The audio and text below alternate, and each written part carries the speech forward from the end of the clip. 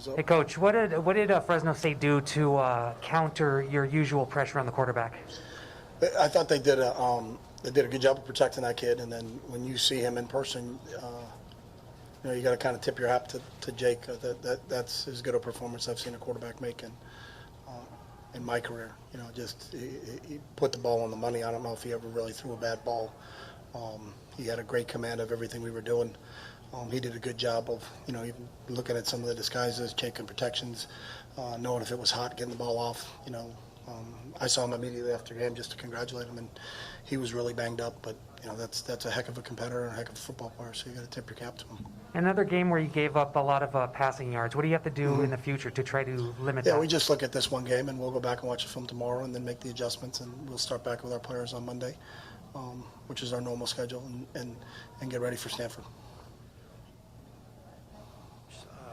Obviously, a lot of change of momentum, twists and turns, Yeah. but 54 seconds left, 75-yard field. You got to be able to make that stop, right? I mean, that's the bottom line. Yeah, I mean, we have to make plays when it's our turn, and we didn't. And again, give Fresno credit because they did make plays. And that was you would look at it and go 75 yards. That's a tough task for them, but they made more plays than we did, and that's why we ended up in the L column and they ended up in the W column.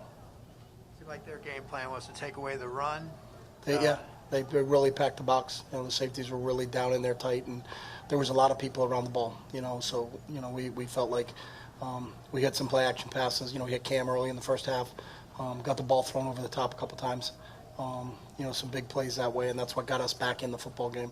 I thought Kyle did a really nice job, taking advantage of those matchups. If you're going to play everybody that close to the line of scrimmage, you're going to play man. So we tried to get one of our best guys isolated a little bit, and I thought Kyle did a really good job. And it was it's one of those cliche games, but whoever had the ball last was going to win it. And unfortunately, they had the ball last. Like, you never think that, hey, we scored too soon. You're not going to tell Kyle to take a knee, when it's 54 seconds.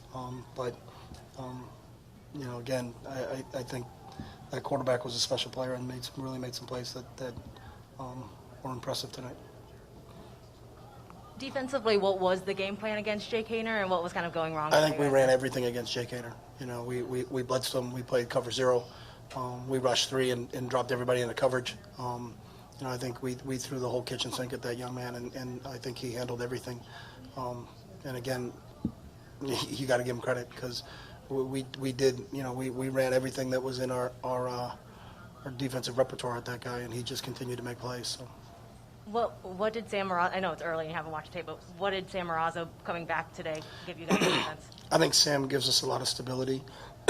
Up front, he's just such a smart player, and really one of the leaders of that group up front. I think everybody was just really happy for Sam, because they've seen him work so hard on his rehab and what he had to do. Didn't participate in spring practice, just continued to work, and then over the summer, and then as we got into preseason camp, just started to kind of work his way back in, but really wasn't full until really when we started the season. But he wasn't ready to play when we played Hawaii. So, he got 3 good weeks of work in, and it was nice to see Sam back out there. Really happy for the kid.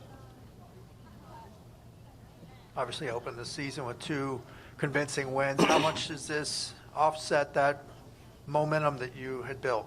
Yeah, we're not the momentum guys, and it doesn't work that way. If it was momentum, we would have won this game tonight. So it's not momentum. It's about going to work on Monday and having a really good week of preparation as we get into league play, and not letting this game define us. Just like we shouldn't have let the first 2 games define us. That's not what we're about. But I thought our guys had a really good approach to practice this week. They knew how good Fresno was, and I've said it all the time. You just put the tape on. This team was really, really close to playing Oregon. So we knew what we knew what this group was, but we didn't make enough plays today to win the football game. You guys had Otito and Q Lake get hurt during the game. How significant was that for you guys? Hey, that's just part of football. Football is a game of resiliency. So when guys are down, then the next guy's got to step up. We didn't think we'd go through the entire season without having a guy down or miss a portion of a game, and that's just part of the process. So when Anthony tells us, hey, this kid's out, he's out for the game, didn't get any diagnosis or anything like that, but then the next guy's got to step up. I thought Church had a big pick, right there in the end zone. That was a really big play for us. And I'd have to look at the film to see how the rest of the defensive line played, but we've got some young kids there that I think are going to be really, really good football players, and so we've got to count on everybody. It's one thing I have in depth. It's got to be tested, but we didn't think we'd ever go through the entire season and not have a kid miss some games or miss some snaps. So that's part of it, and hopefully those guys that took their place will grow and learn from their experience of getting out there and get more snaps. So. You had two plays where they drew you offsides on punts that were pivotal. Pivotal, no question. Just can't have that, right? No, it's, and that's part of we'll go back and talk to our punt team and punt rush team, and then make sure it's a simple concept, but I think sometimes in this game of football you have to play the game with emotion, but you can't let emotion play with you. So I think sometimes they get overexcited. Our defense had a great stop, and we go out in the field, and then we gave them. They made a lot of plays tonight, but we gave them some plays too, and those are things we have to correct if we're going to end up in the W column. So those are things that we'll spend a lot of time on this week in practice, and make sure that we understand how we got to key the football when we're on the punt return team, and we're not moving until that thing moves. So. Okay, thanks, Coach. All right, thanks, guys. Let's try to fix this, move forward for Pac-12 play. Right now we'll be 0-0 in Pac-12 play. So, that's what we're looking forward to. Fresno is a great team. Their quarterback makes some great plays. He's pretty good guy. So, yeah, just proud of how we finished, and, I'm ready to get back to work. You guys stalled a little bit in the first half, but seemed to make some adjustments in the second half. What went into that? You guys, I think, through about 15 minutes, limited them to about 80 yards. What went into that? I'll say just pre-game jitters. It just took a while for our guys to to calm down and get in flow. Once we got in flow, I felt like we moved pretty well. Of course, we made some adjustments after the first half, and like I said, I'm just proud of how my guys finished. You guys had Q Lake and Otito get hurt during the game. Did that change anything you guys did on defense or affect the way you guys play at all? Of course, Tito and Q Lake going down, that was huge. But our guys are prepared; they're ready to be the next man up. We always sub at practice. We all make adjustments like that to be ready for this time. So I feel like Kenny Truswell came in and he held his own. He made great plays. Ty Manoa, he made great plays filling in for Tito as well. Can you talk about having to defend Jake Hayner? At halftime, he had more completions than UCLA had total offensive plays. How hard was it to keep him, even try to keep him in check? Well, like I said, he was a pretty good mobile quarterback. So, I feel like we kind of struggled keeping him inside the pocket. He's strong outside of the pocket. Most of his throws are going to the outsides. They're not a middle team. So, felt like we just keep playing, keep doing what we're supposed to do. Would have been all right. What was kind of the scene in the locker room? What were you guys saying to each other to kind of lift each other up after that? Being Bruins means we're very resilient. We take a punch in the face. We know how to get back up. That was the main thing I was telling the guys inside the locker room. We was telling the guys inside the locker room, let's get it back going. Don't hold your head high. Bruins hold their head high through all times, all adversity. And like I said, we just ready to get back to work and show the country what we made of. Just in general, how stunning was this loss? Of course it was. Of course it was stunning. I wouldn't say we didn't think we was gonna lose. We knew that it was gonna. We knew that it was gonna be a fight. Like I said, Fresno came out and played well, and it was a fourth quarter finish. I feel like we left it all out on the field, and if you're giving your best, everything else should matter. So long as I feel like we gave our best, it was all right. Once you had the lead with a minute left, given all that's happened this season, how well you've done, how surprised were you that you gave up the lead in the last minute? I feel like like I said, we just get back to work, fix all them problems that, we gave up, and, we'll be all right. So we're definitely going to fix those problems. Thank you. Yep. All right, thanks, Q. All right, thank you, guys. Thanks.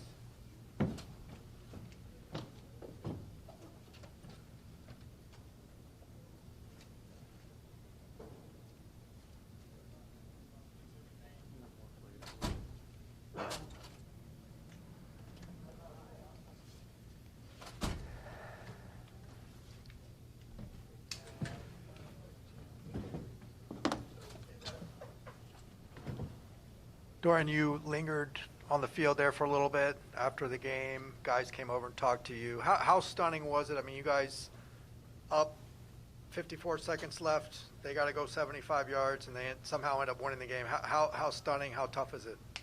Yeah, definitely very tough. But, looking back at the whole game, made a bunch of mistakes, bit ourselves on the foot a bunch. So, when you play a good team like that, you got to clean that stuff up. So. Did you have any words for your teammates back in the locker room? And if so, what'd you say? Yeah, really just to the older guys, pick these younger guys up. It's not the end of the world. And then again, to the younger guys, it's like I said, it's not the end of the world. This loss isn't going to define us. Where it really starts is next week in Pac-12 play. We're 0-0. And so just moving on from there and keeping our heads high. You remember kind of what was going through your head right after the game ended, like what you were thinking? Yeah, definitely in shock. Obviously heartbroken, more so for the guys and how hard we worked as a team. And so, just really heartbroken for my teammates for sure. Dorian, talk about the adjustments at halftime, because statistically you didn't have a very good first half. But in the second half, you were finding Kyle Phillips open quite a bit. What did you see that made those adjustments in the second half? Yeah, they stayed in their base look, 2 high quarters look, and really just utilizing our guys on the inside, trying to create some mixed matches with Kyle and Greg. And so I think Coach Kelly and Coach Fry did a great job scheming that up, and that's what you saw in the second half. So. You guys had 2 really convincing, impressive wins to open the season. Does this offset that at all, or do you feel like, you guys still have everything you want in front of you? It shouldn't. I think the leaders on this team won't let it. And like I said before, it all starts next week when we play in Pac-12 play, and we start off 0-0. So. Quantrez called the first half a little bit of like early game jitters. What do you think went into kind of that slow start for you guys on offense? Yeah, I think just not executing, trying to do too much, guys trying to play other guys' positions and not really play their role, and getting outside of their role and what they're supposed to do on each play. And I think it bit us on the foot a little bit, as well as just some mistakes and stuff like that too. So.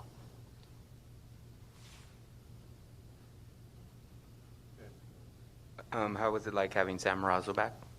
Oh, it was great. Like I said, Sam brings all the knowledge and all the technique and stuff to the offensive line room. So it was definitely great having him out there. We have that chemistry and that connection already from the years before. So it was definitely great having Sam back out there for sure.